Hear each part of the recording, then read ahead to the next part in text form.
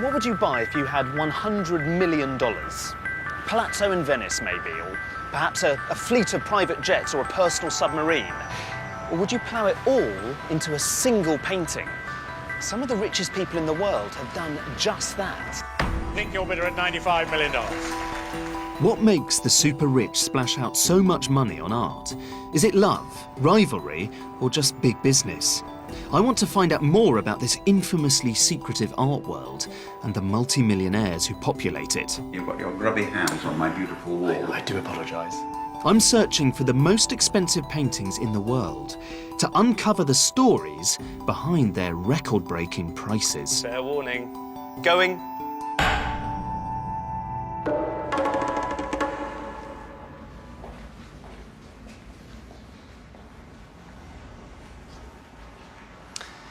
This is Christie's big showroom in London, and what you can see are the paintings, some of the paintings that will be sold at the big evening auction in New York, which is coming up in just a few weeks.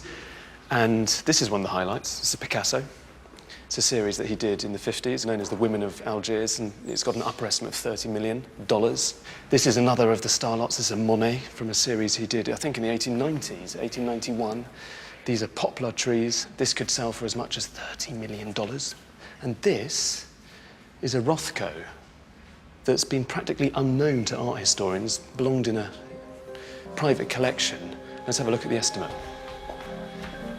This could sell for $22 million, apparently. $22 million? $30 million? That sounds like an awful lot of money for a painting. Well, it's not. It's a bargain compared to the eye-watering amounts paid for the top 10 paintings sold at auction.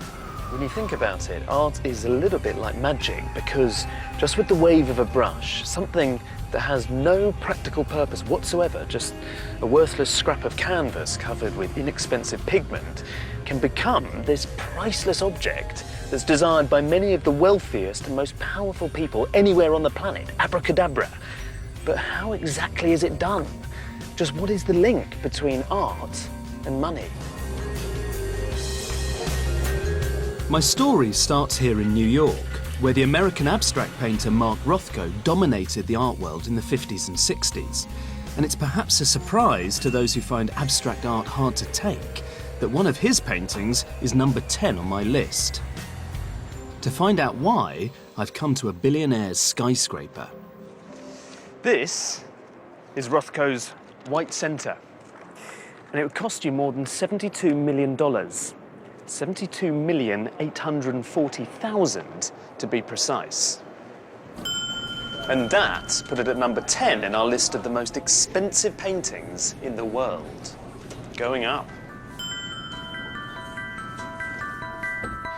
Started bidding at $33, $34, $35 million, and then $36 million a bid. The painting was sold at the auctioneer's Sotheby's in New York in 2007. $63 million, fair warning, selling it there $64 million just in time. And when you factor in the hefty buyer's premium on top of the hammer price stated by the auctioneer, Thank you. this made it a record-breaking amount, more than 3 times the previous price paid for a Rothko. So what does this tell us? That White Center is officially the 10th best painting ever made? Not exactly. The important thing to remember is that value isn't only linked to quality. Something that can send the price of a painting rocketing is what's known in the art world as provenance, who has owned the painting in the past. And in the case of Rothko's White Center, it was owned by one of the wealthiest and most powerful dynasties in America, the Rockefellers, who amassed their fortune from oil and banking and reshaped the New York skyline with the Rockefeller Center. On the 56th floor, David Rockefeller built an impressive art collection that included works by Picasso, Gauguin, and Mark Rothko. In 1960, he paid less than $10,000 for White Center. Half a century later, it was worth more than $72 million. Today, the painting is even known informally as the Rockefeller Rothko, which says it all. The name of its former owner is as important as that of the artist. To find out whether White Center deserves its number 10 slot, I'm on my way to New York's famous Pace Gallery to meet one of the world's leading art dealers, Arnie Glimcher. Arnie was friends with Rothko and has been buying and selling his work for 50 years. Is this a really great Rothko? It is a wonderful painting. It is a wonderful painting. What Rothko is really interested in is the idea of an almost formlessness, use of color to transmit pure human emotion. I mean, you just have to strip away all of the prejudices that you have looking at a painting by Rothko and let it flow over you like great music flows over you. You know, there are very few artists in the history of art that create something that we have never seen before. And Rothko is one of those artists. But all kinds of things converge for a painting to bring that sum of money. And Such as what? such as its provenance. It was the Rockefeller name, which, you know, amazed me. Why do you say it amazed you? Because the whole thing of art and money is ridiculous. The value of a painting at auction is not necessarily the value of a painting. It's the value of two people bidding against each other because they really want the painting. And the people who bid the most for White Center are rumoured to be oil billionaires, just like the Rockefellers, the Qatari royal family, who'll be hosting the Football World Cup in 2022. Sadly, though, White Center hasn't been seen since the auction. I can't even show you a good reproduction. But my next painting couldn't be any more different. Here, the buyer specifically wanted to show a lost masterpiece to the world. At number 9 in our list is Peter Paul Rubens' Massacre of the Innocents, which sold at auction in 2002 for $76,529,058.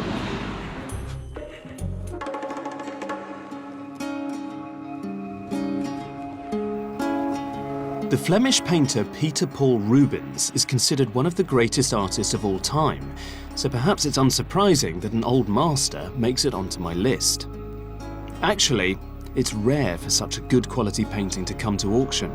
Nearly all the finest old masters are now in museums, and they're highly unlikely to ever reach the market again. It's hard not to feel a little bit upset when you encounter this picture because there's just no shying away from the subject matter. It tells the story of King Herod's massacre of the newborn boys of Bethlehem, and it's terrifying. You see muscly soldiers ripping babies from their mother's arms and dashing them to the floor. The women themselves are weeping and wailing and scratching, clawing at the faces of their assailants. And these lifeless corpses of the infants, here down at the bottom of the painting, tossed aside like unwanted, forgotten dolls, and they have this distressing shade to their skin, this stone-cold blue. It's just too painful almost to look at, and full of anguish and grief and despair and high-wrought, full-blooded emotion.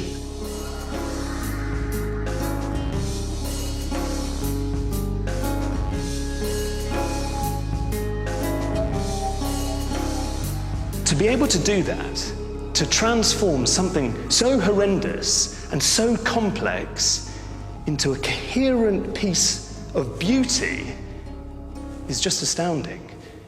And I wondered before coming here whether it's worth paying $76.5 million for any picture at all. But you come here and you see this painting, and it is a total knockout.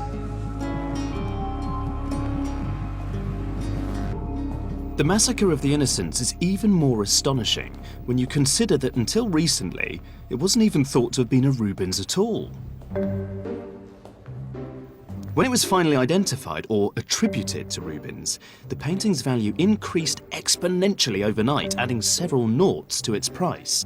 Here at the National Gallery, art historian David Jaffe helped reveal who really painted the Massacre of the Innocents by comparing it with another Rubens masterpiece, Samson and Delilah. Do you remember when you first saw it?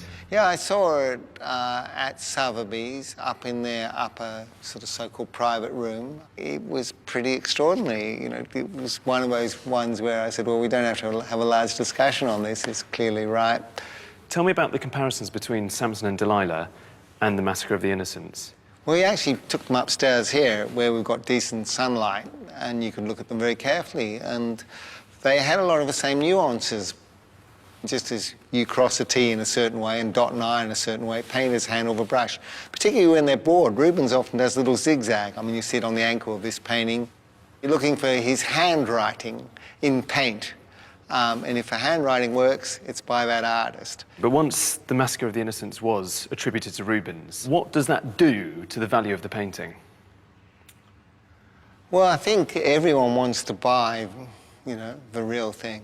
There are very few great Rubenses of any period in his career now you can buy. So when a great one comes up, it gets an exponential thrust, I guess. Until it's on that moment of being actually for sale, it doesn't have any value. I mean, it's an absolutely arbitrary thing, and you can't predict how idiotic 3 or 4 people will be to try and chase the magic rabbit around the circuit when it comes up.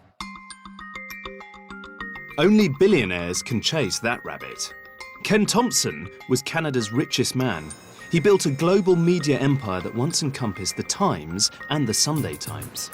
He pumped millions into the Art Gallery of Ontario in his hometown of Toronto to share the glory of art and its creation, as he put it, with the world. The Thompsons are intensely private and seldom give interviews, but Ken's son, David, who bid for the Massacre of the Innocents with his father, has agreed to speak to me. My father began collecting in the 50s. He'd mutter, and sometimes he'd hit me in the arm and say, "Oh, look at this. Can you imagine someone being able to carve this way? I mean, look at David. Oh, look at the spine." I mean, this is how he responded. And with each object, it would be a different facet to the object. It would be the patination, it would be the color. One of the defining moments in the history of the collection, of course, came when you bought Rubens' Massacre of the Innocents and paid what still is a world record for an old master painting of just north of $76.5 million. Weekly, until the auction, he'd come down with the catalog and he'd ask me, "David, what do you think this will fetch? What would you do if you were me?" And I'd say, "Dad, I think, frankly, you need to buy this picture. It's something that resonates like nothing else." You must have had to fend off some supremely stiff competition. You must have known there was going to be a fight. Mm-hmm. Mm-hmm. What was your strategy? To triumph, to outlast them. You knew you were going to win. We knew we were going to win. At least I had a feeling we were going to win. £45 million. Gonna sell, last chance at... The final price was £49,500,000, or $76.5 million. After it was over, there was silence. He took his glasses off, and he took a few deep breaths, and I think he said something to the effect, "Oh my goodness." It's an enormous sum of money, and on a painting, you think to yourself, it's shopping centers, it's tangible, but it was a marker for my father and for his collections. Ken Thompson died before he could see the Massacre of the Innocents hang as the centerpiece of his collection at the Art Gallery of Ontario, on display for everyone to see forever. How do you feel when you go to the art gallery now, look at this painting? I imagine if it were me, I'd want to, every time I saw it, just kind of punch the air that I'd got this thing with my dad and given it now to the world. How do you feel? I just feel a wellspring of emotion because it symbolized a journey for my father. It symbolized a journey between father and son. And it resonated for us as it resonates for so many others. It's a very remarkable touchstone. So what have I learnt from painting number 9? Well, that overnight, the same painting can be viewed in a completely different way. One day, the Massacre of the Innocents was overlooked. The next, it was suddenly the most expensive old master ever sold. The canvas was exactly the same, but the way it was perceived was magically transformed by its attribution to a superstar artist. To get more of an insight into the mentality of the art collector, I've come to a luxury penthouse apartment overlooking the Thames, owned by one of the world's best-selling novelists. What shall I call you? Jeffrey? Jeffrey, Lord? Jeffrey, Jeffrey? Jeffrey, That's Jeffrey. very kind, thanks. This is Sisley. Sisley. I love that picture. Is that a pastel? It's a pastel, which is very rare. He painted just over 100 pastels in his lifetime. And it's one of those rare paintings where I wanted it within seconds of seeing it. Sometimes I debate, think, go back, look a second time. That one I knew immediately. You've got your grubby hands on my beautiful wall. I do apologise. Geoffrey Archer is currently 583rd in Britain's rich list. He's had a colourful career. A politician and confidant of Margaret Thatcher, he was made a lord by John Major, but he's also served a prison sentence for perjury. But it's his novels that have allowed him to pursue his passion for collecting art. Not old masters, but 19th century impressionists. Now here you will see one of my philosophies on collecting. Because I can't afford the major impressionists, I buy the next rank down, and they're often just as good, but not as well known. This is a Camois. Well, now, This looks like Matisse. Or Gauguin. If that was a Gauguin and this was a Van Gogh, you're talking not 10 times the price, you're talking 100 times the price. I suppose, let's get rid of your coat. Oh, thanks. I suppose the big thing about the main room is... The view. Exactly. Which do you prefer, your paintings or the view? Oh, no, it's amazing because when people come here, they immediately say the view. It is hard not just to stand here like this, Yes, which is a shame what, for the collection. frankly, in what a most sense. people do. They walk in, they see the view, they forget the pictures completely. I can't help noticing, you talked about having second-rank artists in the corridor in terms of the Impressionists, but here is Andy Warhol. Well, is he first-rate? I don't think so. Do you I think not? he's very expensive now, but I don't think he's a great artist. No, I don't. I do like this. It's not dissimilar, the hairstyle between Marilyn and Margaret Thatcher beneath. Yes, they were both powerful women. So how much do you think this would be worth now? I've no idea. Don't be so vulgar. You called me the vulgarian. Vulgar question. Does the money for buying art come from... This is a golden book. This is the equivalent of going platinum, Cain and Abel. Yes, that's the breakthrough, if that's what you're getting at in your continued vulgar way. Yes, it was Cain and Abel that made it possible for me to have the collection I have. My favourite picture, in a way, is this one, the Albert Goodwin, often compared as an artist to Turner. And what you see there, of course, is he must have painted it from just over there. And it's the amazing golds and the amazing colours. At night, when the sun is coming over it, it looks magnificent. When did you buy it? Oh, 30 years ago. So you've been collecting for several decades? I've been collecting for 50 years. Let's face it, if you get into this mad world, it's like drugs. You have to have another one, you have to have another fix. I mean, it's just awful. And wherever you see something you can just about afford, you just about afford it. Your country collectors are all stupid and mad.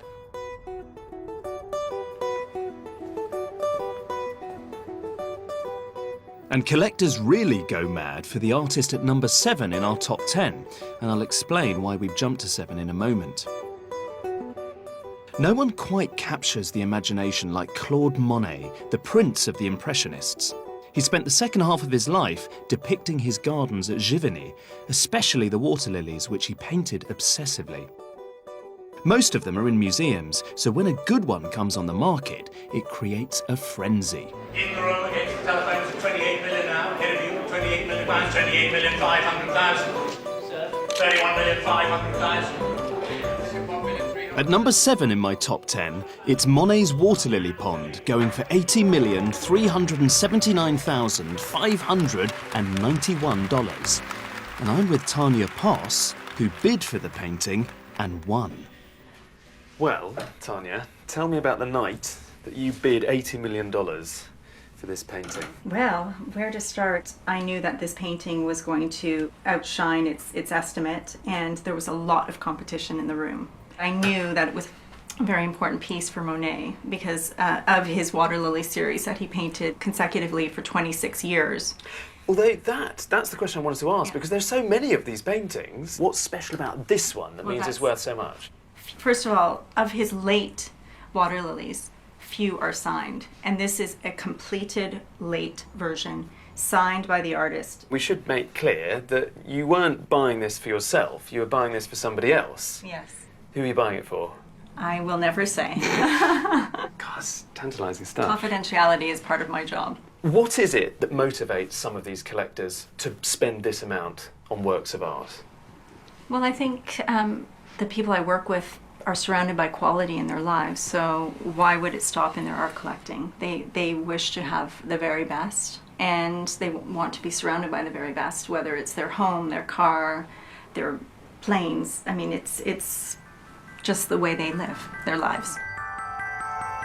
Take a good look at the painting. It's appeared only once in public in the last 80 years, and since the auction, hasn't been seen again.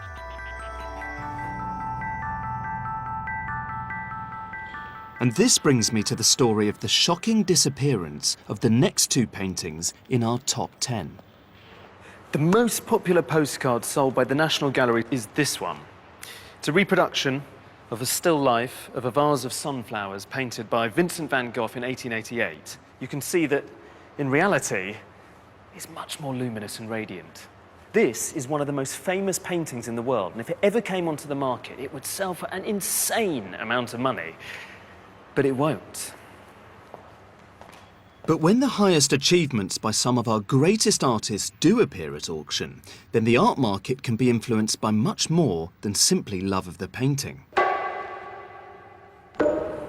That's exactly what happened in the heady days just before the stock market crash of 1990, when two paintings sold within days of each other, Vincent van Gogh's portrait of Dr. Gachet at Christie's and Au Moulin de la Galette by Pierre-Auguste Renoir at Sotheby's. Number 8 and number 6 in my top 10, purchased in a mad 2-day spending spree by the same collector. In the late 80s, buying art had become a muscular, masculine pursuit. Buying the best was like big game hunting, only to be attempted by the bravest with the deepest pockets. It was a rampaging bull market, and prices were being forced up by the new kids on the art block. The Japanese. Hold on, everyone else. $71 million, congratulations. The man with the biggest wallet in the room was a paper tycoon, Ryohei Saito. Intensely eccentric and secretive, no one knew whether he'd bought both paintings for love or solely as an investment, because he spirited them away, out of sight even from his own family. The man who sold Portrait of Dr. Gachet is legendary auctioneer Christopher Burge. 17 million. He sold more of the paintings in this film than anyone else. 60,500,000. I want to discover more about the role and power of auctioneers and how they steer prices skywards in all the excitement of the auction room. Fair warning and selling. This is the Woods room, which is the second of our sale rooms here, the smaller of the two, where we conduct most of our auctions. I would say 90% of all our auctions take place in here. And this, of course, is the room in which we are about to give you an auction lesson. This is where I'm going to learn the trade. This is where you're going to learn the trade. A large staff will be assembling fairly soon to act as bidders, telephone bidders, sales clerks, and the rest of it, just as if it were an auction. I thought it was just going to be you and me. No, no, no, no, no.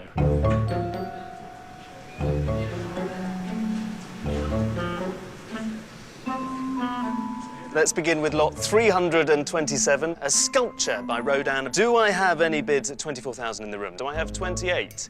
Thank you, madam. $28,000. No, $30,000. Thank you even more. I tend for months before these big sales to have anxiety dreams about the auctions. Do you still get nervous? Oh, God, terrified. More so, actually, the more I do it, the more nervous I get. Do I have $150,000 in the room? Someone? Anyone in the room? Anyone at all? I'm not getting much love from the room. Art dealers, collectors, hangers-on, most of them, frankly, would love to see something go wrong. It's quite gladiatorial, the whole thing. You get the feeling that the thumbs are sort of like this and will very quickly go like that if the auctioneer makes a hideous mistake. Would you like to pay $55,000? It's against you, sir, $55,000. I know your habits. I can sometimes get an extra bid. $55,000? Just 1,000. Once you get into the swing of the auction, it's easy to lose sight of the numbers and the reality of the sums at stake. Sold to this madam, this lady over here, $58,000. But as Burge concedes, occasionally prices in the auction room are not just about the paintings. Doesn't it happen in auctions that sometimes prices go so high that people afterwards applaud? Only once was there ever sustained applause for a lot that I sold, and that was for the Van Gogh portrait of Dr. Gachet. When it was sold, and I hammered it down at $82.5 million, which was then the world record price for any work of art, there was sustained applause. People leapt to their feet, they cheered and yelled.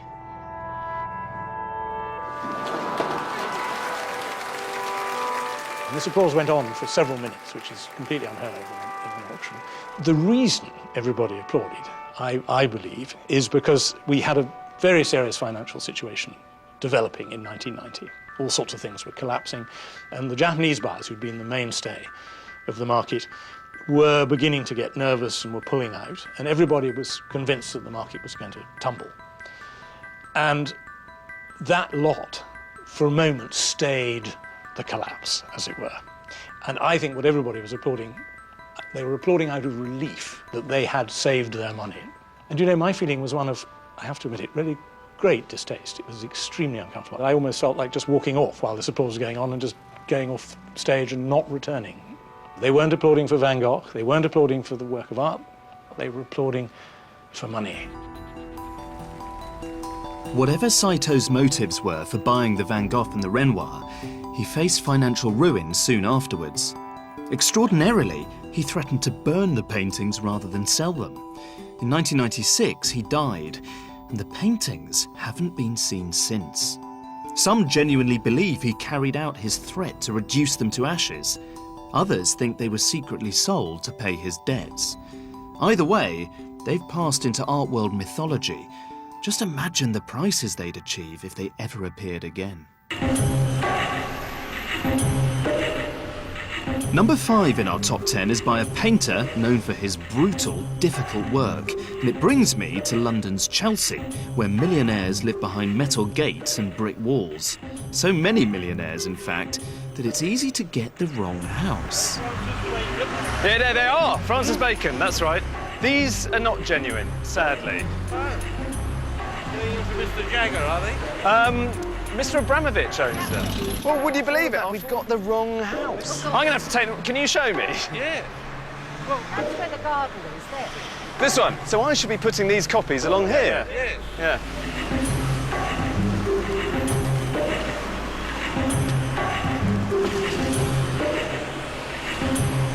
A triptych is a series of 3 paintings. That's 2. I have a third.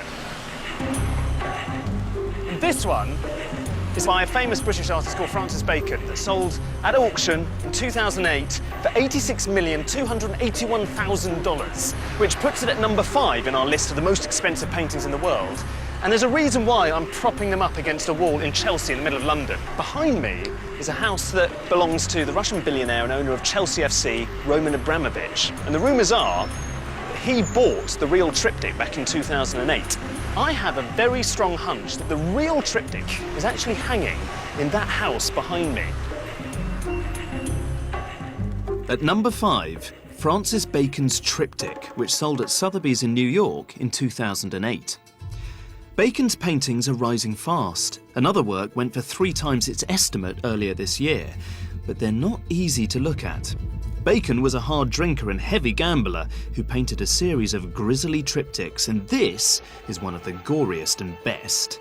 Just look at those horrific winged creatures pecking at a mangled carcass. You'd have to be made of stern stuff to enjoy staring at this above your mantelpiece.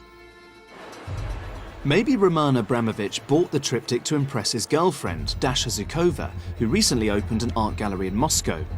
His purchases have not gone unnoticed. He also paid a record-breaking price for another artist, Lucian Freud, who's now officially Britain's most expensive living artist, thanks to Abramovich. Roman Abramovich is notoriously shy and declined my request to have a look at his mantelpiece and stare at his bacon.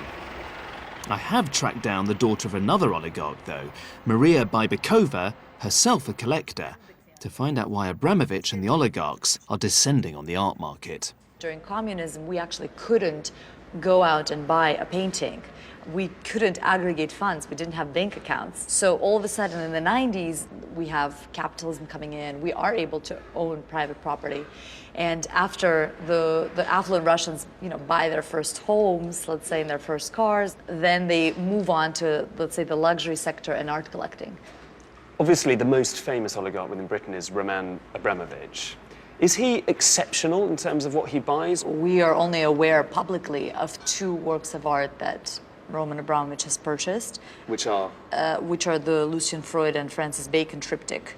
But at the same time, he's a very substantial collector. And it's not necessarily true that everything that he's buying is at that price tag. Those were exceptional prices, weren't they? Those were exceptional prices. I guess the big question is, did he overpay? Because it's such a large sum. I think the question is, why does it matter? I'd love to get a sense from you of why some of this new breed, if you like, of very wealthy Russians are buying art. Is it because they love it? Is it because they like to show off? Is it because art is a status symbol? If you really think about it, most Russian art collectors are actually very private. You actually don't really know who they are. You don't really know what they own. So... Do you know who they are and what they own? Well, a lot of them are my friends. So, yes, but they're extremely private. So therefore, the whole idea of buying art as a status symbol falls apart right there, because presumably if you're buying art for status, you would want people to know that you bought this or that. OK, oligarchs may not do it for global recognition, but it could be for approval among their peers, and Maria Bybakova would seem to be proof of that. So far, the collectors of my top 10 paintings have bought art for love, for prestige, for investment, and as the ultimate luxury item. But the painting at number 4 has meaning for its buyer that goes beyond its monetary or even artistic value. Adele Bloch-Bauer II, painted by the Viennese artist Gustav Klimt in 1912, came onto the market in spectacular fashion in 2006. The Bloch-Bauers were wealthy Austrian Jews who, along with so many others, had their possessions stolen by the Nazis. Portrait of Adele Bloch-Bauer II. $25 million starts it at $25 million. $28 million. After years of legal wrangling, the painting was restored to its rightful owner, a descendant of the family living in California, who then decided to sell it. This is known as restitution art. Guy, your bidder at $78 million. With the buyer's premium, this made Adele Bloch-Bauer II the 4th most expensive painting in the world.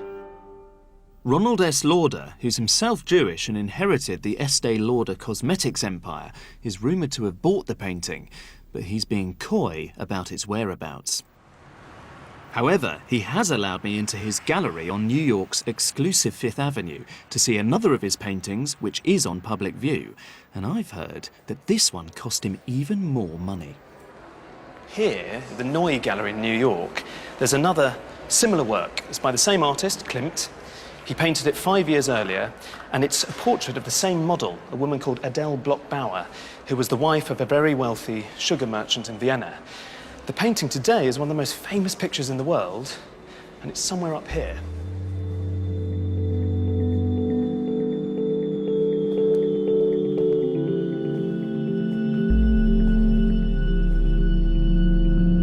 I've seen this a lot in reproduction. I've never seen it for real until today. And you can't help but be amazed by this gilded, bejeweled surface. This is a very lush, sensuous work. It's so civilized. And of course, it isn't just lush and refined.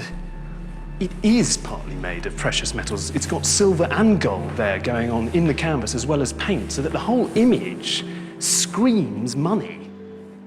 I think that's the thing that I find quite difficult about this painting in particular. I just can't get past this idea that ultimately it's a portrait about infatuation. Not just infatuation with a beautiful woman, infatuation with high society. The owner of this painting, the heir to a cosmetics fortune, paid the notorious price, reportedly, of $135 million for this painting alone in a private transaction, which, however you spin it, is a staggering sum. He calls it our Mona Lisa, I think referring to the gallery. He could be referring more widely to the fact that here it is, presented as a triumph of sorts over the atrocities that were perpetrated by the Nazis.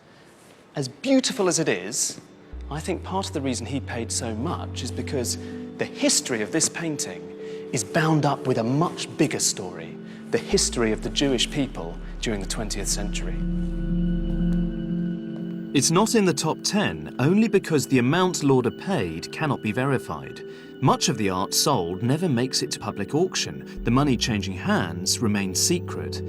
But if $135 million is correct, does this make Klimt one of the greatest artists in the world, on a par with Rubens, Monet and Van Gogh?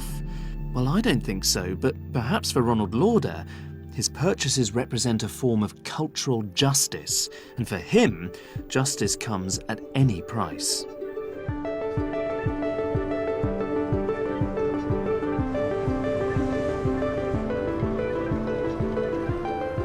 I've come to Venice because I've managed to secure an interview with our next billionaire, who just happens to be one of the most important men in the world of contemporary art right now. And unlike many collectors, he's more than happy to put his collection on public display. Francois Pinault is one of France's richest businessmen. His luxury brands include Chateau Latour, one of the world's finest wines, the Vail ski resort in America, and Christie's, the auctioneer. So if you've been wondering where all those buyers' premiums went, perhaps here is the answer. I'm heading towards the Punta della Dogana, which is one of 2 museums that Pinault has here in Venice. And I really want to find out what motivates Pinault to collect art at all. Does he do it for love, or is it just another business opportunity?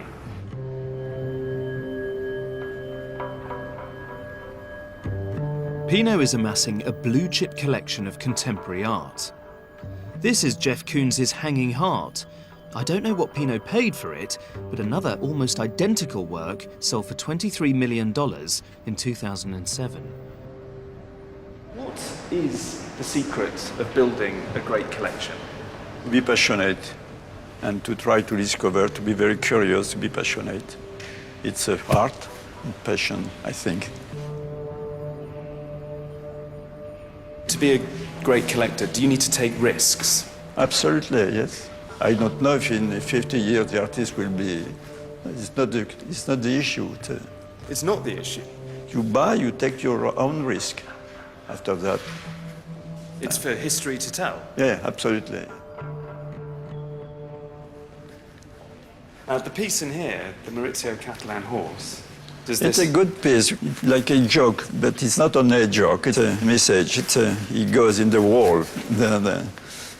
There's a risk to go to, for you and for me to go on the wall, no? To go through a brick wall? Yeah, absolutely. Yeah, sure. Very different. And what do you think about, I mean, the bad side of the market is that prices are so expensive now. You know, you spend, I don't know, $70 million Probably for sad, Rubens. but what can we do? Very sad, yes, very sad. Why do you think it's sad? Because very often it's bought by people who don't like art really. They buy that sometimes to like a statue, like a social appearance. And, to show off, you mean? Probably sometimes. It's a pity, but what can we do? The risk of Francois Pinault frittering away his millions on art that might simply be forgotten is great. But the potential reward of being remembered as an eagle-eyed patron of the Monets and Rothkos of tomorrow is even greater. Of course, Pinault can afford to take such a risk.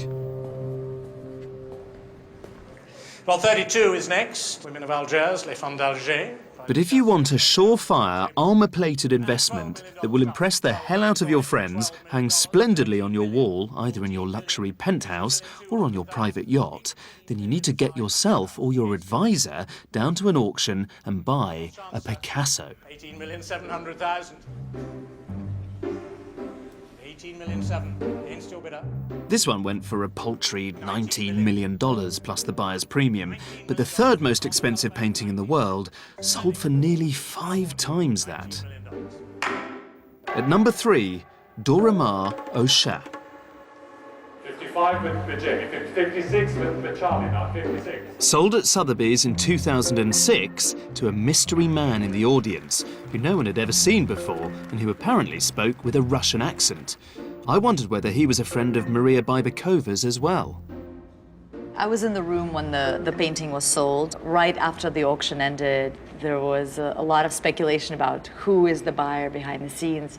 And I think it took the art world maybe about a year to really figure that out. So who is the buyer behind the scenes? So it's a Georgian collector who prefers to remain discreet. But everyone in the art world knows who he is. I don't know about everyone, but some people in the art world know who he is. So why don't you just tell us? If everyone knows... I'm not at liberty to. Why? What will happen? He'll kill you. No, of course not. I just honor and respect people's desire for privacy and discretion. The only Georgian oligarch who seems to fit the bill is this man, Boris Ivanishvili, named in the Russian edition of Forbes magazine as the likely owner of the painting. He made his money from oil and mining and lives in Moscow, presumably with Dora Maar and her cat. But this is more than I know about the owner of the next painting on my list. It's another Picasso, and it was sold in 2004, but no one can tell me where it is or who the buyer might even be. Once again, when art becomes a luxury commodity in the hands of the rich, sometimes it disappears from sight. Now, this is a reproduction of the real thing. And Picasso painted Boy with a Pipe when he was 24, and he'd recently moved to Paris and had next to nothing. When Picasso put the finishing touches to Boy with a Pipe, he could never in a million years have conceived that one day his painting would be worth so much. In 2004, Boy with a Pipe was offered at auction and sold for $104 million, placing this at number 2 in our list. So Picasso's at number 3 and number 2 in my top 10. In fact, he occupies all 3 top slots. And that's because Picasso is much more than a painter. He's the ultimate luxury brand.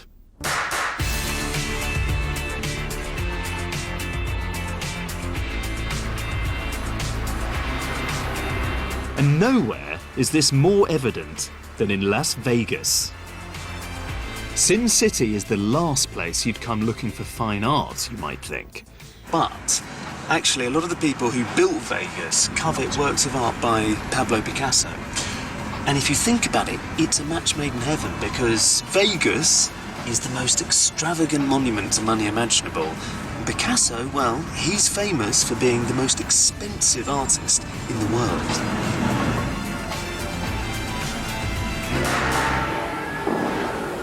In fact, the billionaire property developer who built this place, the luxury Bellagio Hotel and Casino, also amassed an equally extraordinary collection of Picassos. And his name's Steve Wynn.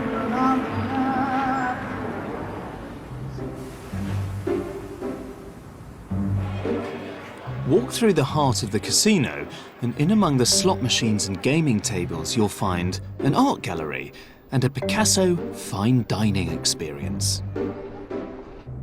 Most of the Bellagio's Picassos are here in the restaurant, which Steve Wynn designed, along with Picasso's own son, Claude, who did the carpet. There genuinely are Picassos everywhere. There's a huge one over there. There's one here from 1917. This is from 1971. And every detail is linked, of course, to Picasso, even the plates, which are closely modelled on his own designs for his ceramics. Bon appétit. Thank you. It is a little bit ironic that these 2 still lifes of flowers and fruit hanging behind me are here at all, because Picasso painted them during the war when he was living in Nazi-occupied Paris, and food was impossibly scarce, and now they're backdrops for lavish banquets. But I don't think the Bellagio really cares whether or not you study the Picassos in here. You're just supposed to bathe in the aura of exclusivity that they project. I guess it makes a kind of sense for one of the smartest restaurants in a city obsessed with money to have paintings worth tens of millions of dollars on the walls, but it's hard not to wonder what has become of art when it's nothing more than decoration for the fabulously wealthy, like overblown wallpaper. I'm Steve Wynn, and this is my new hotel, the only one I've ever signed my name to. Steve Wynn paid for his new hotel by selling the Bellagio, along with all those Picassos. But he did hold on to one, his favourite, Picasso's Le Rêve, which not only inspired the new hotel, but nearly became the most expensive painting in the world. Wynn suffers from a degenerative eye condition, and he's slowly losing his sight. In 2006, he agreed to sell Le Rêve, which means the dream, for $139 million. But before the deal was done, he put his elbow through the canvas and suddenly the deal was off. We stood there in shock. I can't believe I've done it. Oh no. Oh no. And then I said, thank God it was me and not someone else. It's easy to find his hotel, obviously, but the man and the painting are far harder to track down. Now, I was hoping that Mr. Wynn would invite us into his house and I could see the dream hanging on his wall, but his people refused the interview. So instead, I've come here, just outside Vegas, and I brought along this colour reproduction of the dream. And you can see that it's an erotic fantasy, really. It's a picture of Picasso's mistress, Marie-Thérèse Walter, and her head is nodding off to one side as she's dropping into the unconscious and starting to dream. You can see her full face and also a profile. And if you see just the profile of her face there, you're left with this other quite suggestive shape, which I think is Picasso's way of saying that she has sex on the brain. The Dream is one of Picasso's finest paintings, but Steve Wynn may have bought it in part because of its previous owner. We're back to Provenance. Except this time, it's not a billionaire collector, but a middle-class New York family who amassed an extraordinary collection of Picassos. What is considered the most important 20th century art collection ever offered at auction shattered a record at Christie's in New York City last night. The collection of Victor and Sally Gantz raked in more than $206 million, and that sets a record for a single-owner auction. 57 items sold. The collector's children put the masterpieces up for sale after Sally Gantz died earlier this year. This is a book that Christie's produced just before the sale. And what they were trying to convey was something about my parents and the way they collected art. So the way this book works is it goes through all the artists they collected one by one. And so if you look at Picasso, you'll just see, you know. Well, there's the Dream. There's the Dream. But all of these pictures were they owned by owned, them. yes. Here's this. This one is this one? Yes, this one is this one. This is one of the... This is Winter Landscape, 1950. Yeah, 1950. There They're they my are. parents when they were getting married. They were married in 1941, and in 1942, which was 2 years before I was born, they bought the Dream. That was a very, very, very bold, brave, and big purchase for them. Do you know how much it cost them? It cost $7,000. And to put that in context, was that... To put it in context, the rent on the apartment that they had was $300 a month. So it cost more than 2 years' rent. Right, that's More or an less. investment. It sounds like, the way you're talking, that the Dream was one of the early purchases then. It was the first thing they bought. That was the first work of art they bought, was The Dream by Picasso. He saw the painting. He fell in He love. fell totally in love with it, the way you fall in love with a person. Couldn't get it out of his mind and figured they had to scrape together the money and give up other things in order to buy it. What did your mum and dad do? How did they afford to be able to buy the art that they bought? My father was in the costume jewelry business, which he had inherited, and my mother didn't work, as women didn't work in those days. And they didn't have very much money. They didn't really have savings. They had a rent-controlled apartment. And my father fell in love with Picasso. It sounds like they weren't buying for investment at all. your No, parents. not at all. How would you describe the motivations, if you like, that drove them to buy these works? Love.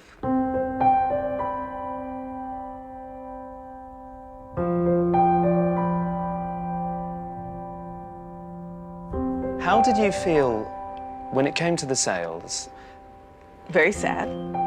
First of all, right after my mother died, she died second, we were inundated with people you can imagine. I mean, teams of people from Sotheby's and Christie's, and literally people from England and from Japan, and people from all over sort of descending on the house. And that was a fairly uncomfortable situation. That's shameless, though. Well, that's what they do. That's their job. Does this happen all the time? Is this Oh, how of it works? course, of course. Believe me, they have, now it's all computerized, but they have on their computer, you know, the 50 most important collectors in the world, and where their works of art are, and where they live, and how old they are, and when they're about to die, and who's going to inherit what. They know all this. It's a death watch. They, as my mother used to say, the vultures are circling. Oh, the sale room is such a morbid place. It's about death and divorce. I mean, was it a necessity in the sense that there were a number of kind of things like presumably taxes, death duties and so on? There was a number of one big fat thing called tax. In America at that time, the taxes were about 55%, so. So that means if you'd retained a painting like The Dream, you would have had to pay 55 or 60% to the taxman of its value, as perceived by the auction house at the Right. time, is that right? How did you feel when you subsequently learnt that The Dream ended up in the possession of Steve Wynn, who, by all accounts, is a very different man to the man that your father was? Steve Wynn, I've met him, he's a very nice man. I'm sorry that he put his elbow through the painting. That was unfortunate. But I do remember it was in an exhibition in New York a couple of years ago. And the director of the gallery said, the repair is so skillful that no one has been able to see where it is. And I went into the gallery and I went into the room, and it was way down at the other end. And as I started to walk down the room, I was alone, nobody else was in there. I could see immediately where it was. Where was it, out of interest? Because I've heard various things. It's, well, you can't see it. Here's a picture of my son standing in front of it, but it's down sort of behind, right around there. The left forearm, her left forearm. Yeah, right? it's right about there, actually. I don't know how big the hole is, but the scar that you can see is about that big. I mean, in a sense, here's a painting that had survived intact and been looked after and loved in your family for many decades, and it's in someone else's possession, and it's suddenly damaged. Well, you know, it fundamentally doesn't change the picture. Change the value of the picture. I mean, I think the picture is more important than the money, so. When you hear sums like that attached to works of art, can you justify that? I mean, how do you feel when you hear No, those I think numbers? it's very sad.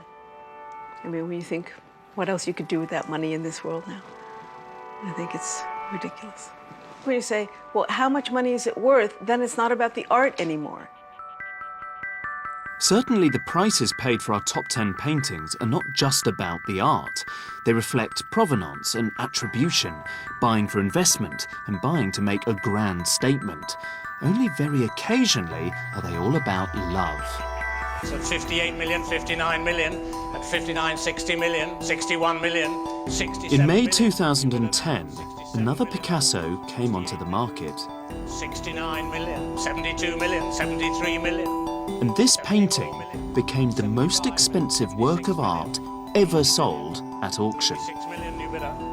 Get 88 million now. I was thrilled to be involved with it. It hadn't been seen for 50 years, so most Picasso scholars today had not seen the picture, didn't know what it looked like. So it was in that respect thrilling. $95 million. It's an incredibly complex and beautiful work of art. And selling at $95 million. At number 1 in our top 10, it's Nude Green Leaves and Bust, with the buyer's premium taking it way past the $100 million mark to $106,482,500. So who can afford to pay such a colossal amount of money for a painting? I have heard a rumour that the most expensive painting ever sold at auction, Nude Green Leaves and Bust by Picasso, was bought by a Russian. Is that something that you know about? As far as I understand, it was bought by a Georgian. But I can't say anything else. Whoever has bought it has also done something rather rare. They've agreed to lend it to Tate Modern in London for 2 years. The price it achieved gives it an aura. Maybe when people look at it, now all they see are pound signs. But actually, it really is quite a phenomenal work. It might not be the best painting in the world, but it's strong, self-confident, and sophisticated. It belongs to the same sequence of paintings as The Dream, the one that Steve Wynn poked his elbow through. And like that canvas, its subject is the artist's blonde, voluptuous mistress. Picasso was 50 when he painted this, and Marie-Thérèse was only 22. And they'd met 5 years earlier when Picasso stopped Marie-Thérèse, who was 17 at the time, in the street outside a department store in Paris and said, "I am Picasso. I'd like to do a portrait of you, and I feel we're going to do great things together." And by Marie-Thérèse's own admission, they were sleeping together within a week. And looking at this picture, you can tell that Picasso fell head over heels, because if anything, Nude Green Leaves and Bust is the most lavish picture about the rapturous dividends of a midlife crisis. This is about sexual fulfillment. It's about illicit sensual bliss. Marie-Thérèse's flesh here, which is this radiant lilac, such a contrast to the predominantly dark blue background, is so pliant and soft and spherical, just like the fiery orange-red fruit in the bottom left-hand corner, as though she's something to be consumed, like a big puffy pink marshmallow. But there is one detail about this painting that I find ever so slightly sinister. If you look very carefully, in between the plaster bust and the plant, you can just make out a very dark, shadowy profile that's a self-portrait, as though the artist himself is part of that blue curtain, watching over his lover, guarding her, enveloping her. And Picasso supposedly said, "For me, there are only two types of women, goddesses and doormats." But I think that here, Marie-Thérèse is both. She's a resplendent fertility goddess, if you like, but at the same time, she's positioned quite submissively beneath both the artist and the viewer, and she's restrained by these two dark straps of shadow that have this slight hint of bondage. If you follow their lines, form two enormous P's, one there and one inverted here, as though the artist is branding both the image and her body with his own initials, PP, for Pablo Picasso. When the owner looks at this painting, what do you think he sees? A love letter to a woman, perhaps, or a reflection of his own sexual prowess and extraordinary wealth? What you can say for certain is that, thankfully, here in a museum, a Picasso can be a work of art first and a luxury object second, and that can only be a good thing. But if I were you, I'd take a good long look at this painting while you can, because there's no guarantee that its anonymous owner will keep it on public view indefinitely. It seems so unfair that our access to some of the world's greatest works of art depends upon the whims of the super rich. Sadly, we can't enjoy some of the most precious paintings in the world because so many of them are hidden away in private vaults by the millionaires and billionaires that own them. But there are still thousands of paintings owned by us, all of us, the nation. And to find out more about paintings that you can see for free near you, visit bbc.co.uk/yourpaintings. I need a dollar, that's what I need. And if I share with And art historian James Fox is looking to rewrite the history of 20th century British painting in the start of a new series, British Masters, which starts tomorrow night at 9 on BBC4. come on, share